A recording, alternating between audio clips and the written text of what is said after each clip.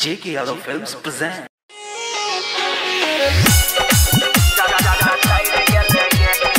J.K. Yadav Films. जय मां कप्तानी रिकॉर्डिंग स्टूडियो मानसी कन्या। रही कुमारी छौरी पतर खिला खिल गे जनेरी हो प्यार में हम तोरा दिल गे। रही कुमारी छौरी पतर खिला खिल गे जनेरी हो प्यार में हम तोरा दिल गे। ससुरा में जाई के साइड गेली गे, ससुरा में जाई के साइड गेली गे। ले ले साई बाला साई बाला साई बाला ले ले साई बाला सुइया चटाई रे गेले गे। ले ले साई बाला सुइया चटाई रे गेले गे। J.K. Yadav Films. डीजे गुडूरा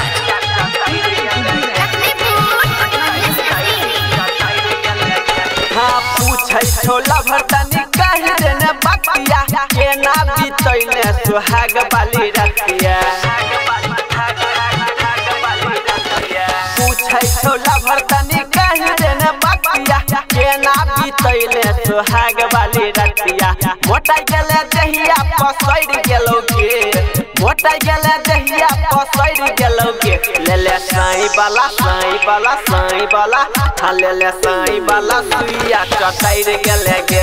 ले ले साई बाला सुइया चटाई रे गेले गे। J.K. Yadav Films. डीजे गुडूरा